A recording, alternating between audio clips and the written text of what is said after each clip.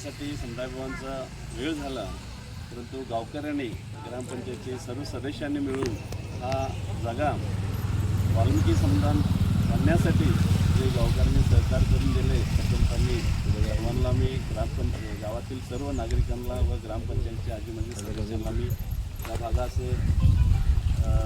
आमदार साहेब व बेळगाव जिल्ह्याचे पालकमंत्री सन्मान्य श्री सतीश जारकिहोळी साहेबांच्या वतीनं व तसेच चिक्कोडीचे आपले खासदार साहेब प्रियंका जारकिहोळी यांच्या वतीनं मी फक्त सर्वांना मनापासून आभार म्हणून या हंदीमूळ गावासाठी आपल्या सर्वांना माहीत आहे, आताच एक 2-3 महिन्याचं पाठीमागं बरंच 50 वर्षाच्या नंतर 58 वर्षाच्या नंतर लक्ष्मीदेवीचं यात्रासुद्धा सुरू झालेला आहे। त्या यात्रा यशस्वी करण्यासाठी आणि आलेले जे पाहुणे मंडळाला जाण्या येण्यासाठी गावातील सर्वांगीण रोड व रिंग रोड ह्याच्यासाठी कमीत कमी आमदार साहेबांनी कमीत कमी 4 ते 5 कोटीचं अनुदान निधी मंजूर करून त्याचं कामसुद्धा पूर्ण केलेलं आहे। आणि ह्या हंदीमूळ गावासाठी आपलं ज्योतिबा मनवाळकर मला माहीत असणार, या गावाला काहीतरी एक तळ निर्माण व्हावं आणि रोजगाराला काम भेटावं म्हणून बेंगळूर व साहेबांच्याकडं म्हणजे बऱ्याच वेळा पळापळी करून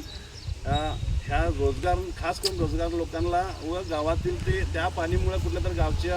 आजूबाजू शेतकऱ्यांना उपयोग होईल ह्या दृष्टिकोनातून त्यांनी सुद्धा प्रयत्न केले। त्यालासुद्धा आपल्या भागाच्या आमदार साहेबांनी म्हणजे त्यांचं जे प्रयत्न होते त्यांनी सफल करून दिलेले आहेत। त्या गावासाठी तुम्हाला पण सर्वांना माहीत आहे,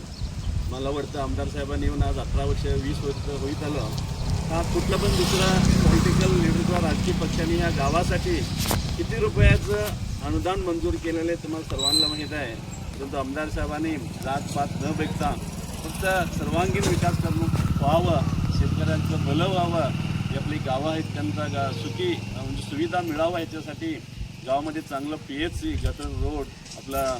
पंचायतचं नवीन कट्टड अशी बरंच अनुदान मंजूर करून ह्या गावाचं सर्वांगीण विकासमध्ये त्यांचं हातभार मोठं लावलेला आहे। आणि ह्या पद्धतीने ह्याच वेळी आता गावासुद्धा गावामध्ये आपल्याला अनुदान गावच्या समाजासाठी सुद्धा समुदाय भवनासाठी त्यांनी निधी मंजूर करून दिलेला आहे। ह्याच्यासाठी सुद्धा मी बऱ्याच वेळा ग्रामपंचायतच्या सदस्यांना मी कल्पना दिलेलो आहे। आज आपल्या देवस्थान कमिटीचे अध्यक्ष जयंत पाटील साहेब आहेत, ज्योतिबा मनवाळकर साहेब आहेत, तुम्ही देवळासमोर बांधून घ्या किंवा गावामध्ये कुठं पण तुम्ही नियोजन करता ते पण अनुदान तुम्ही वापरून घ्या। आणि ह्या समुदाय भवनमुळं आपल्या गावातील राहिलेले छोटं मोठं जे कुटुंब असतात त्यांचं कार्यक्रम ते समुदाय भवनमध्ये लहान कार्यक्रम झाले तरी कितीतरी म्हणजे एक आर्थिक मदत प्रत्येक कुटुंबाला होईल। म्हणजे सांगायचं तात्पर्य मी एवढं सांगतो की आपल्या गावामध्ये अगदी गावामध्ये आमदार साहेबांनी दिले ते फंडामध्ये आम्ही समुदाय भवन बांधून घेतले 2 कलमेश्वर देवाचा राईट साईड आणला आणि लेफ्ट साईडलाही। त्या समुदायामध्ये 2,000 रुपये एंगेजमेंट होतो आहे आणि 5,000 मध्ये लगीन होतो आहे। म्हणजे गावामध्ये कमीत कमी वर्षाला 50 ते 60 कुटुंबाचं तिथं म्हणजे प्रत्येक कार्यक्रम होतात। म्हणजे 60 कुटुंबाचा पैसा म्हणजे किती मदत त्या कुटुंबाला झाली, त्यांचं बचत किती झाले ते अशीच या हंदीमूळ गावामध्ये सुद्धा व्हावं हा विचार करून आज आम्ही हे समुदाय भवन बांधलेला आहे, सुरुवात करणार आहे। त्याच्यासाठी तुमचं सर्वांचं एवढंच मी या पद्धतीनं आमदार साहेबांनी या कर्नाटक राज्यामध्ये आपला मतदारसंघ सर्व सुविधा मिळावा ह्या त्यांनी प्रयत्न करावेत। याच्यासाठी तुमचं सर्वांचं जे आशीर्वाद गावकऱ्यांचा आशीर्वाद